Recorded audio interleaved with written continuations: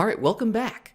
In this video, I'm going to talk about part 2 of the modern portfolio theory.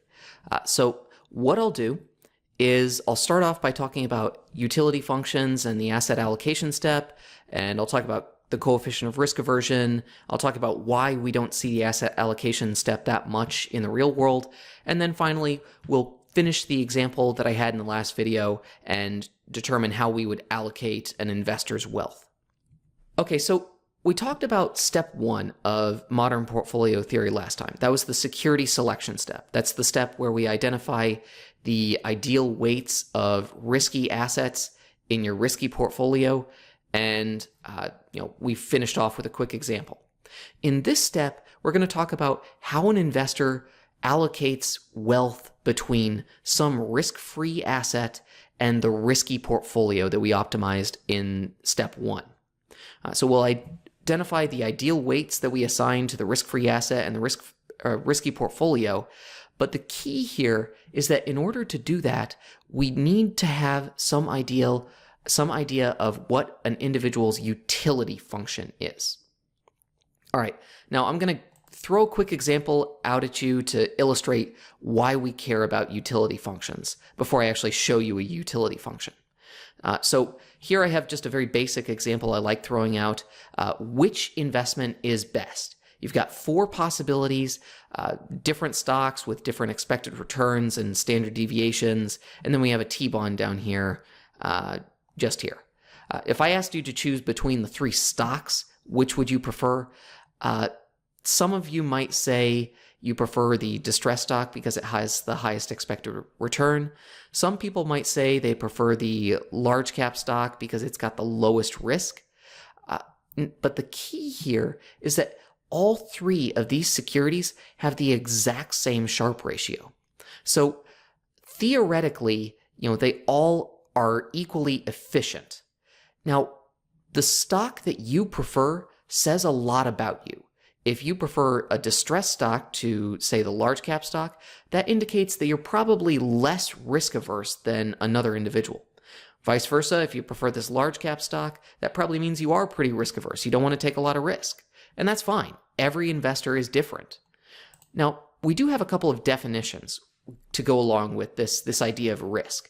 When we talk about risk aversion, this is really just our tendency to avoid risk. We try to measure this in the real world, but it's very, very difficult. I mean, the best way that we have to measure risk aversion is to give our clients questionnaires or just talk to them and try through direct observation to determine exactly how risk averse they actually are. The problem is measuring this it's a nightmare. I mean, there is no hard scale or widely respected scale for risk aversion. So this is the big reason why the asset allocation step 2 of modern portfolio theory, is not often used. It's very hard to measure risk aversion. Now, going along with risk aversion, we do have 3 terms that you need to know. Risk neutral, meaning that as long as you have a high risk-adjusted return, you don't care about the risk. Basically, risk neutrality means that you don't really as long as the return offsets the greater risk, you're indifferent. Sometimes you hear this called risk indifference. In the real world, most people call this risk neutral. Most people in the real world, however, are risk averse. Risk averse investors, they demand a greater return in exchange for greater risk. Everybody is risk averse. I am certainly risk averse. In order to take on an asset that has high risk, I'm going to demand a very, very high return. Now, I would wager that pretty much everyone is risk averse, but you do occasionally see some of this last case, which is really, really rare: risk-seeking behavior. Now, risk-seeking means that an investor or an individual gets some benefit, some direct benefit from taking on more risk.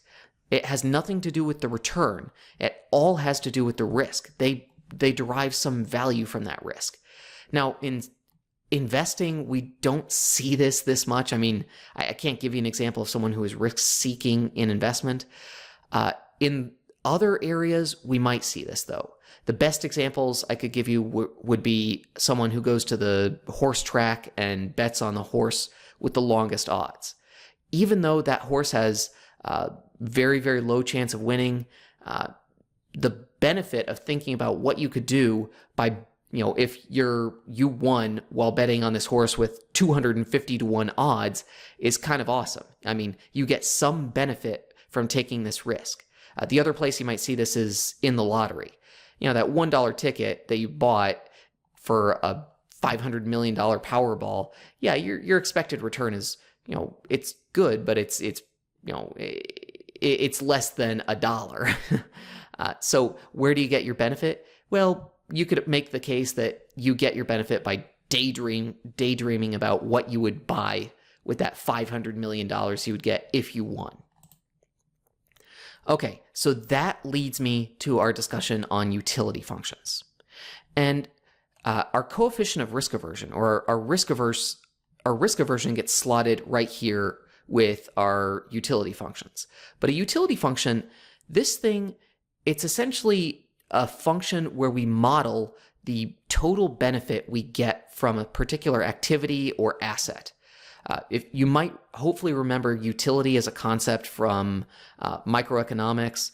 Essentially, utility, we can't touch it. It's not tangible. It's the total value we get, not just from the return, but from every aspect of that activity. The difficulty in measuring utility is that you have to build some kind of function to measure it. And there's all kinds of utility functions out there. The one that you're looking at right now is the one we're going to use in this class. This is the one that the CFA Institute uses in their material, and it's one that's often used by investors. What it says is that your total utility is a function of the expected return on your complete or total portfolio minus 1/2 times your coefficient of risk aversion times the variance on your risky portfolio. Now, expected return, I guess that's pretty straightforward. This is just like your weighted average return on your risky asset and your risk-free portfolio, risky portfolio and risk-free asset. Your variance on your risky portfolio, that's something that we'll calculate in another video. And then your coefficient of risk aversion, this is what those surveys and the direct observation is trying to measure. We need to plug in a number here. The more risk averse an individual is, the higher this number is going to be. If we had a 0 here, that would indicate risk neutrality. And if we had a negative number here, that would indicate that someone is actually risk seeking or risk loving. And the benefit there is that, that negative A would change this entire thing to a positive, which means that you would get benefit out of taking more and more risk. All right, now going along with utility functions, we also have indifference curves. And indifference curves, you'll see this graphically in a second, but I thought I'd front run this. These are just curves that represent the points on a chart where every point has the same utility. They're basically a curve where, let's say, utility equals 0.05. Every point on that curve has the same utility. What I'll do is I'll plot these in our risk return space. Higher utility numbers are better, obviously, and the closer we get to the top left of that risk return space that we've been working in, the better. All right, one final equation here before we show the asset allocation step. When we have this utility function that I just showed you, we can use basic calculus to derive the ideal weight that we assign to our risky portfolio. If you want to see that, I put a derivation in our appendix slides, so you can just go through that and see why we use this function, or you could just take my word for it.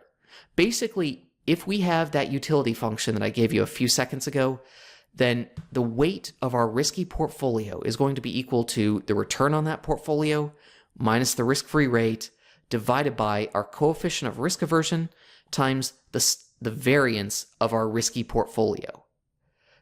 Now, so that's the weight to our risky portfolio, that portfolio that we optimized in step 1 in the last video. 1 minus that is going to be the weight that we assign to the risk-free portfolio, or the amount of T-bills or T-notes that we invest in. All right, so let's show the entire modern portfolio theory process from start to finish.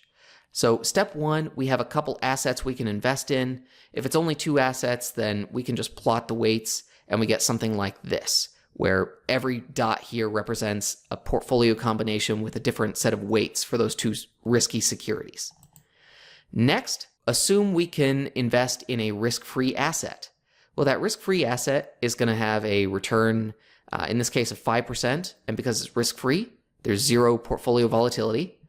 The point where that capital allocation line or in this case, it's a capital market line, runs tangent to our minimum variance frontier, that is our optimal risky portfolio, and that particular portfolio has the ideal weights of the stocks and risky assets that we want to invest in. So essentially, this is the portfolio that we want to invest in terms of stocks. Now, the second step of modern portfolio theory comes in when we determine how much we invest in the risk-free asset versus the risky portfolio. So in other words, what point on this green line do we want to be on? Well, the answer is we're trying to maximize our utility. And we want to get as much utility or derive as much utility as we can from our investments. So if we could plot our indifference curves, or each of these indifference curves represents all the points with the same utility, we can determine what our ideal weight would be. In this case, the ideal portfolio is probably going to be something like this. Basically, it's the portfolio where our capital market line runs tangent to this indifference curve, the highest indifference curve that we can get to. So right here, this might represent the point where we invest 33.8% in our risky portfolio and 66.2% in our risk-free asset. All right, so why don't I just kind of summarize what we did, but basically to go through this one more time, because I think that's definitely worth doing. Step 1, we identify the ideal weights in our risky portfolio, and then in step 2, we identify the weight of the risky portfolio itself versus the risk-free asset, and that's where we use these indifference curves and identify the highest indifference curve we can reach. And that's where we use that, WP equals R sub P minus R sub F divided by, coefficient of risk aversion times variance of the portfolio. All right, so let's summarize. We use utility functions to optimize the weights of the risky portfolio and the risk-free asset. The downside to this step, the asset allocation step of MPT, is that we have to use surveys or direct observation to measure the coefficient of risk aversion, and the ideal portfolio combination is going to depend on that coefficient of risk aversion, which is why we don't see this as often as we might otherwise in the real world. So with that, I'm going to conclude, and I will put an end to this video. Thank you.